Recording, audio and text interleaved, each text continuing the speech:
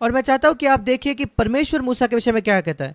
गिनती 12 उसका 7वां वचन। सबसे पहले, मेरा दास मूसा, वो मेरे सारे घर में विश्वास योग्य है, सब घरानों में। गिनती 12:7। उससे मैं आमने सामने और प्रत्यक्ष होकर बातें करता हूं, और वो यहोवा का स्वरूप निहारने पाता है।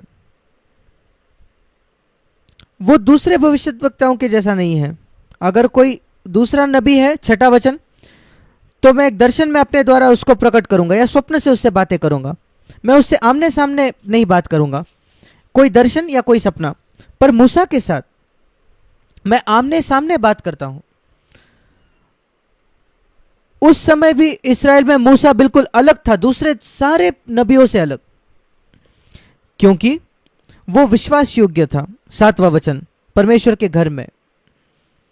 और ये अद्भुत है जो सौभाग्य जो परमेश्वर देता है, जो विश्वास योग्य होने के यत्न करते हैं छोटी बातों में। अगर हम परमेश्वर को हमारे विषय में ऐसा कुछ कहता सुने, हम सबको ये बुलाहट है कि परमेश्वर के घर में कलीसिया में हम सेवकाई करें। मैं नहीं जानता, जब आप इसको पढ़ते हो तो आपके अंदर ये इच्छा आती है क्या कि प्रभु मुझे मूसा के जैसे बना, दूसरे नबियों के जैसे नहीं जो अपने सपने और दर्शन के विषय में बताते हैं। मसीह जगत आज इससे भरा पड़ा है जो अपने सपने और दर्शन के विषय में बताते हैं, मानो वो बड़ी बात है। क्या आप जानते हो उससे बड़ी बात क्या क्या है? परमेश्वर से आमने सामने बात करना। मेरे जवानी के दिनों में, सीएफसी के शुरुआती दिनों में, मेरे भी सपना मैं देखता था, कभी कभी दर्शन देखता था। पर आज मैं इतने सपने नहीं देखता हूं। आज मैं परमेश्वर से आमने सामने बात करता हूं, और इस भाग से मैं देखता हूं ये ज्यादा बेहतर है, ज्यादा अच्छा है। और इसलिए धोखा ना खाए इन लोगों से जो कहते हैं उन्होंने एक सपना देखा, उन्होंने एक दर्शन देखा, और फिर कोई और प्रलोभन होता है कि उसको भी कल्पना करनी पड़ती है कि मैंने एक दर्शन देखा, सपना देखा। अद्भुत है कैसे कई मसीह इतने अंधे हैं परमेश्वर के मार्गों से। ये इतना स्पष्ट है, मूसा ज्यादा बेहतर है बाकी नबियों से।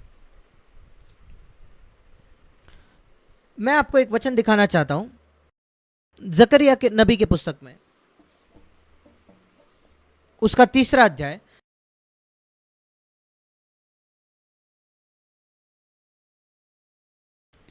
तब यहोवा के दूत ने यहोशा को चिताकर कहा, सेनाओं का यहोवा तुझसे यो कहता है, जकरिया 3:7,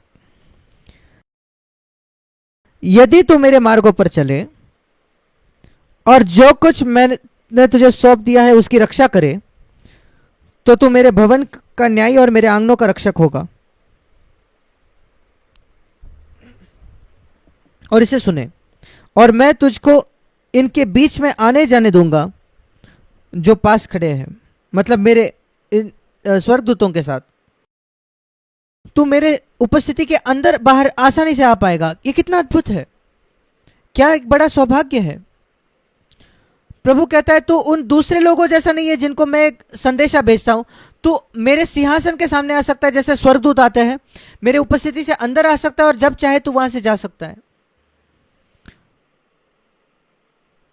यह अर्थ है परमेश्वर से आमने सामने प्रत्यक्ष बात करना। और मूसा कैसे उस स्तर तक पहुंचा? ऐसा कुछ नहीं था जो बिना परखे बिना परीक्षा के हुआ। असलियत में तो लिखा है व्यवस्था विवरण उसके 34 अध्याय में, व्यवस्था विवरण 34 अध्याय और उसका 10वां वचन, व्यवस्था विवरण 34:10, मूसा के तुल्य इसराइल में ऐसा कोई नबी नहीं उठा जिससे यहोवा ने आमने सामने बातें की, मूसा के जैसा। दूसरा कोई नबी ऐसा नहीं खड़ा हुआ मूसा जैसा। ऐसे समय में, पुरानी वाचा के समय में, वो परमेश्वर से आमने सामने प्रत्यक्ष बात करता था। नई वाचा का जो सौभाग्य है, जो आज लाखों मसीहों के पास नहीं है, लाखों विश्वासियों के पास नहीं है। क्या आपके पास यह सौभाग्य है? क्या आप प्रभु से आमने सामने बात करते हो? क्या आप सिर्फ बाइबल पढ़ते हो? हाँ, यह अच्छा है बाइबल पढ़ना, और परमेश्वर उसके वचन के द्वारा हमसे बात करता है। पर मूसा अगर परमेश्वर से आमने सामने बात कर पाता था तो हम क्यों नहीं? बाइबल इसलिए दिया है ताकि हमें चुनौती मिले। और जैसे मैंने पहले ही सत्र में बताया, यीशु मसीह ने पुराने नियम के घटनाओं को कहकर कहा, उसका उल्लेख देकर, कि दक्षिण की रानी आई सुलेमान को सुनने के लिए, यहाँ यीशु मसीह आपके पास आया है, तो वो आप पर न्याय में खड़े रहेगी कि सुलेमान से कोई बड़ा यहाँ खड़ा है, महान यहाँ खड़ा है। ये उदाहरण जो है पुराने नियम में, इससे हम चुनौती पाते हैं कि हम बहुत कम पढ़ रहे हैं, वंचित रह जाए उस सौभाग्य से, परमेश्वर के पुत्र और पुत्री होने के नाते जो हमारे हैं, कि हम जी पाए और उससे आमने सामने बात कर पाए। और इसलिए मैं कुछ बातें आपसे बांटना चाहता हूं मूसा के विषय में। सबसे पहले उसको फिरौन के घर ले गया जब वो बहुत छोटा होगा, शायद 7-8 वर्ष का। मैं नहीं जानता उसकी उम्र क्या थी, पर मुझे लगता है जब वो अपने आप का होश संभाल पाया तब तक उसकी माता ने उसकी रक्षा की, और उसकी माँ ने उसको इतना अच्छे से सिखाया परमेश्वर के मार्गों में उस 7-8 वर्षों में। यहां लिखा है जब मूसा 40 वर्ष का हो गया, इब्रानियों की पत्री उसका 11वां अध्याय, यहां हम शुरू करेंगे। जब मूसा बड़ा हो गया, 24 वचन, इब्रानियों 11:24। विश्वास ही से मूसा ने सयाना होकर, उसने विश्वास से काम किया। यह उदाहरण है पुरानी वाचा के लोगों का। यद्यपि वो व्यवस्था के अधीन था, वो विश्वास से जिया। विश्वास से जब वो फिरौन के राजमहल में होते हुए भी उसने 3 निर्णय लिए विश्वास से। एक उदाहरण हम सबों के लिए जिसके पीछे हमें चलना है। सबसे पहला निर्णय, मैं इस संसार के आदर के पीछे नहीं भागूंगा। फिरौन के महल में होना और खुद राजकुमार होना कि कल जाके तुम फिरौन बनोगे, इससे बड़ा कोई आदर हो ही नहीं सकता था पृथ्वी पर उस समय। एक देश का राष्ट्रपति होने से भी बेहतर है सबसे बड़ा राष्ट्र जो था तभी इजिप्ट था, उसका शासक होना। और उसने वो छोड़ दिया, त्याग दिया। कितने लोग उसको त्यागते, कितने विश्वासी मसीही ये छोड़ देते कि आदर पाने का, इस संसार में आदर पाने का मौका, नहीं नहीं मैं वो नहीं चाहता, परमेश्वर ने मुझे कोई और काम के लिए बुलाया है। मसीह लोगों के इतिहास में, मसीह कलीसिया के इतिहास में ऐसे कोई ईश्वरीय लोग हुए जिन्होंने संसार में जो हासिल कर सकते थे वो छोड़ दिया, त्याग दिया, इसलिए कि वो परमेश्वर की इच्छा को अपने जीवन में पूरा कर पाए। परमेश्वर का हर बच्चा ऐसा होना चाहिए, प्रभु मैं इस संसार का आदर नहीं चाहता। फिरौन का पोता होना एक बहुत बड़ा आदर है, पर उसने कहा नहीं।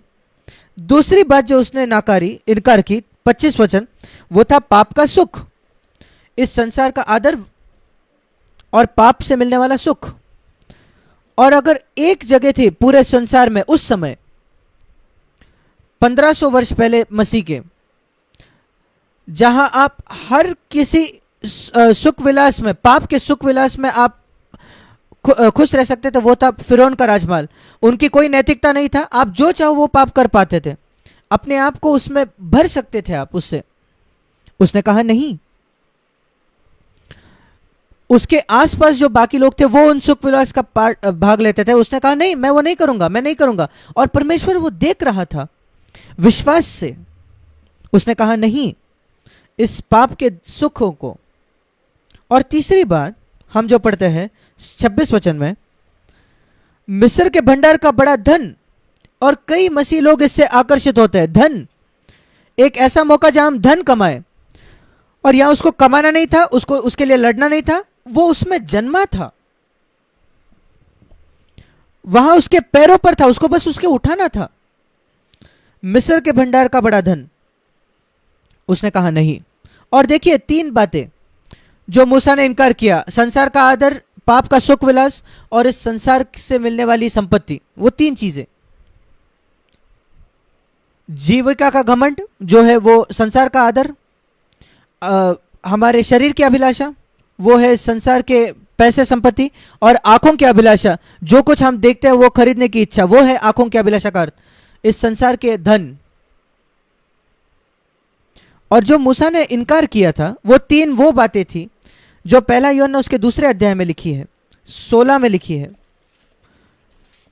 आंखों की अभिलाषा, शरीर की अभिलाषा और जीविका का घमंड। मूसा हमारी तरह प्रलोभित हुआ और उसने कहा नहीं। और उसने उसके अलावा क्या चुना, उसके बजाय क्या चुना, यह देखना बहुत दिलचस्प है। उसने चुना 25 वचन, लोग परमेश्वर के लोगों के साथ दुख भोगना उसने अधिक उत्तम समझा। परमेश्वर के लोग जो थे वो दास थे, गुलाम थे, वो उनके साथ जुड़ गया और उसने चुना 26 वचन में मसीह के कारण निंदित होना, आगे जो आने वाला था मसीह। क्योंकि इस्राएल के जो लोग थे वो ऐसे जाने जाते थे जो मसीह के आने के लिए तैयार हो रहे थे, मसीह के लिए वो तैयार हो रहे थे, और वो उत्पत्ति से उसकी भविष्यवाणी है।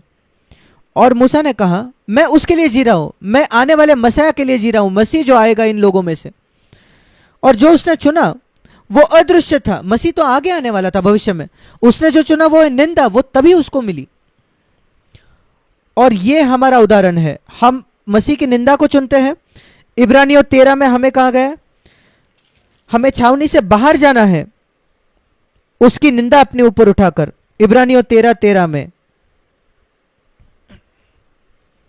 और हम आगे देखते हैं कि उस प्रतिफल के प्रति जो हमें मिलेगा भविष्य में, मसीह की निंदा तब तक, और तैयार होना कि कोई भी दुख उठाना, क्योंकि हम परमेश्वर के लोगों के साथ खड़े होते हैं ताकि हम इनकार जाए, तिरस्कृत हो। मैं आपसे पूछना चाहता हूं, हम ऐसे दिन में जी रहे जब इतने प्रचारक बहुत प्रख्यात होते हैं, बहुत लोग उनको जानते हैं और उनके राष्ट्र के सबसे फेमस जाने माने वो लोग होते हैं, और वो प्रेसिडेंट से मिलते हैं, बड़े बड़े लोगों से मिलते हैं। क्या आप ऐसे चीजों की लालसा रखते हो? यीशु मसीह हर रूलर से, हर शासक से इनकारा हुआ था उसके दिन के, और पौलुस भी आज के प्रचारकों के जैसा नहीं, जो बड़े बड़े लोगों के साथ रहते हैं इस संसार के, जो सब अभक्तिहीन है, और हम उनका न्याय नहीं करते। प्रश्न यह है कि आप उनके जैसा होना चाहते हैं। मूसा के पास ये मौका था वैसा होने के लिए, पर उसने वो इनकार किया। नहीं, मैं परमेश्वर के लोगों के साथ खड़ा होऊंगा, उसने कहा।